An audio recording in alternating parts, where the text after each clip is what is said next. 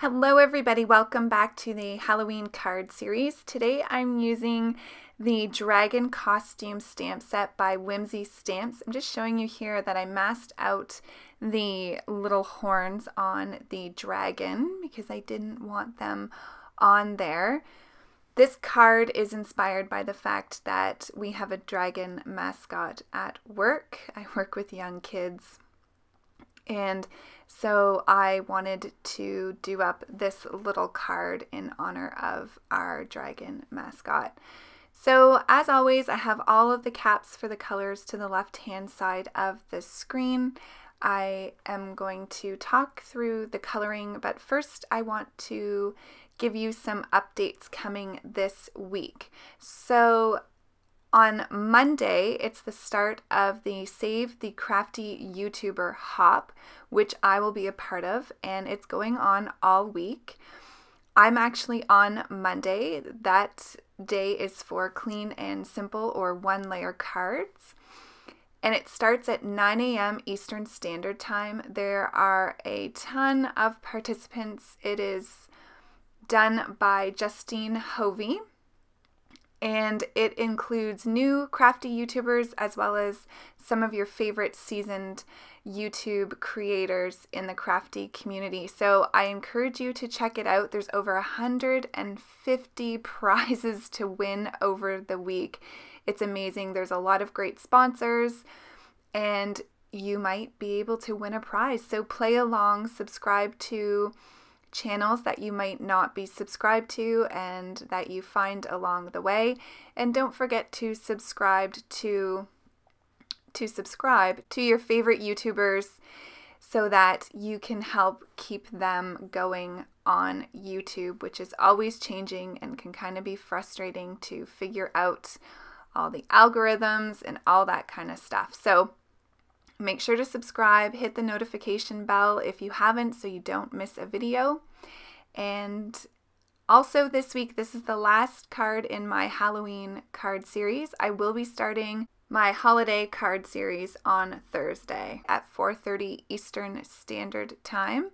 So get ready for that. I've been busy making some holiday cards for you.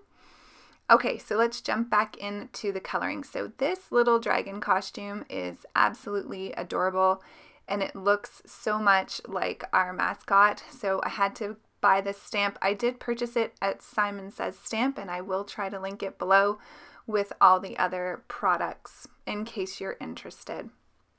So I started out doing the skin and the hair. You saw there at the beginning. I did forget to color her hands, but I went back and did that off camera after I got her hair done. So then I moved on to the orange and the black, and then now I'm doing the yellow for the stomach and the little toenails, and then I'm also coloring the R, which I think is adorable with her little scrunched up face and hands.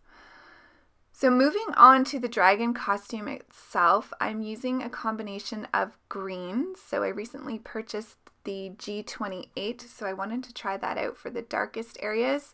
My old faithful combination for greens is YG17, YG25, and YG03. I'm only going to bring the G28 in for the little spots on the dragon and also on the wings and then on the little spines. So I started out, because there's so much area of the green, that I did use my YG03, my lightest color, just to lay down a color so the colors would blend more easily. And then I go back in with my darkest markers to mark my shading, followed by the mid-tone.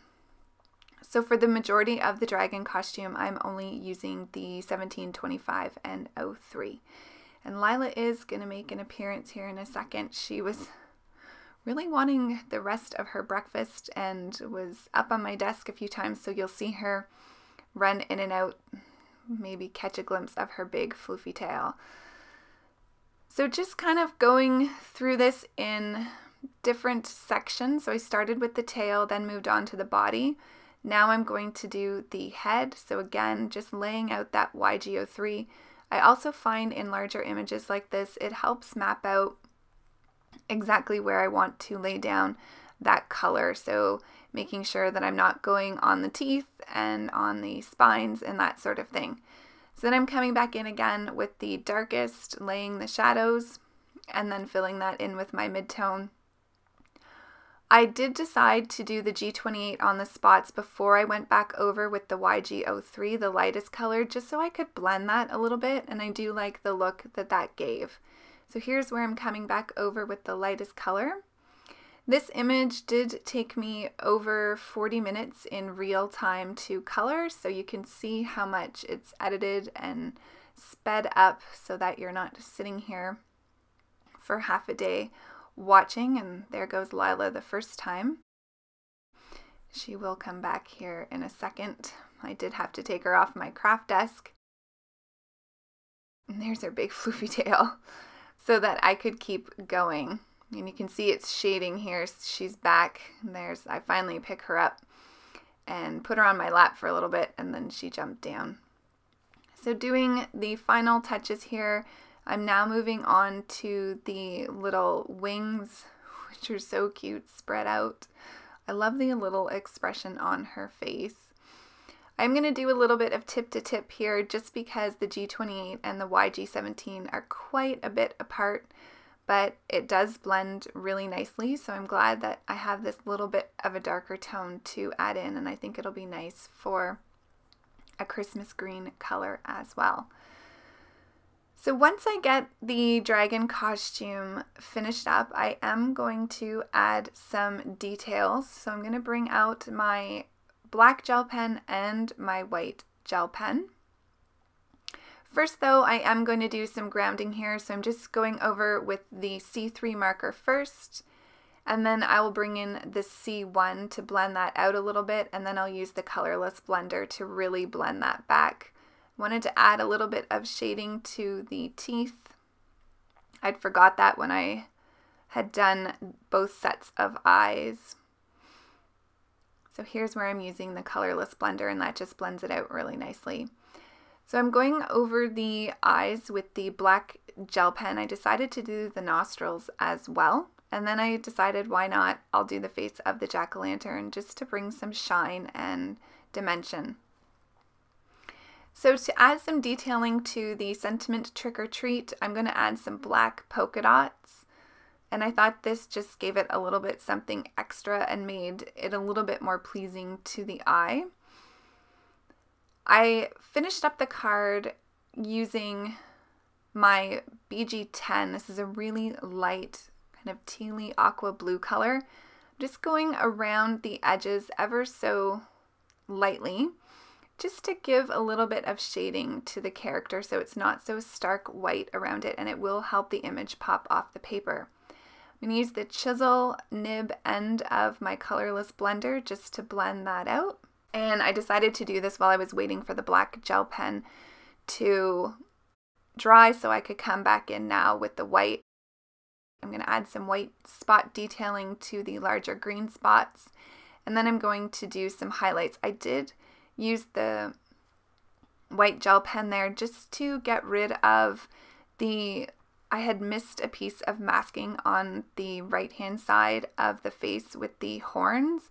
So I just fixed that up with my white gel pen. That was the first thing I did when I brought the white gel pen in. Adding lots of detail here. The dragon is really coming to life. I hope you enjoyed the Halloween card series, and I hope you're looking forward to the holiday card series. I'm excited to share those cards with you. So here's a final look of the card before I add it to the card base. I am just going to use a stitched rectangle die. I didn't leave myself a lot of room to do much with this panel, so I'm going to add that onto an A2 size card base, and that's the card for today. Thanks everybody for watching. Take care, have a great day, and I will see you in the next video. Bye!